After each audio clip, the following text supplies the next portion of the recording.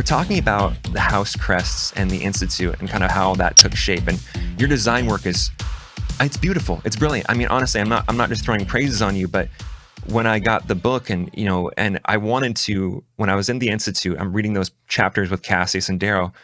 Of course, I'm always going back to those pages and referencing the map. I'm referencing like what the sigils look like and why they're in certain places. So I want you just to take it away and go for it and kind of talk about your creation and your inspiration inside that Institute. Yeah, absolutely. That was one of my favorite parts of the early creative process with Red Rising was the House Crests, because with the color sigils, as we were talking about earlier, when Pierce initially came to me, he said, "Hey, we want to do the color sigils," and then because he's a genius, he was like, "We also have to have them based on the alchemical symbols." So there was very much this sort of beginning point that came with the pitch, and some of the color sigils I had to design from scratch, but most of them were based off of existing visual iconography, and I think that's why they were so fun. But as a creative person, my own enjoyment, it was more fun to do the House Crests because they were much more open ended. And it's so funny. I'm trying to think back to now the process for each one, because it was sort of, I'd work on them sort of in batch, and I would be doing these sketches and send them over to Pierce and go back. And some of them were sort of immediate, like, "Oh, you found it right away."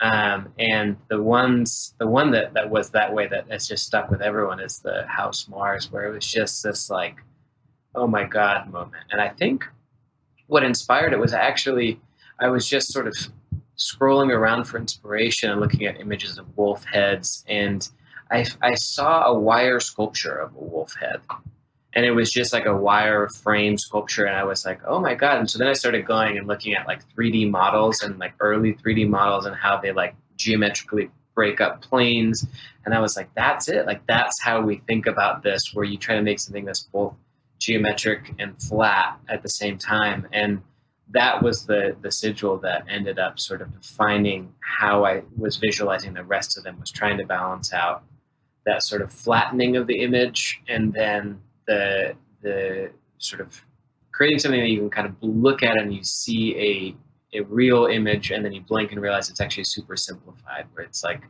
it's I mean, I feel like this is the right word and the wrong word, but it's truly iconic and it sticks in your head. It's funny because my favorite of all of the sigils is not House Mars. It's actually Minerva. Right. And it's, yeah. I feel like I just like... You have a chorus of agreement. We're all like, yes. Yeah. And that one just was, it's just fucking cool. It ended up so cool. And so anyway, It was such a fun process making those. Is that your house, Joel? I don't know what house I would be. I mean, like, I'm sort of terrified that, like, I wouldn't be the house I want to be. When you take, like, the Harry Potter quizzes and you're like, I'm totally Hogwarts, and you're definitely Slytherin. Like, that's sort of how I feel about it.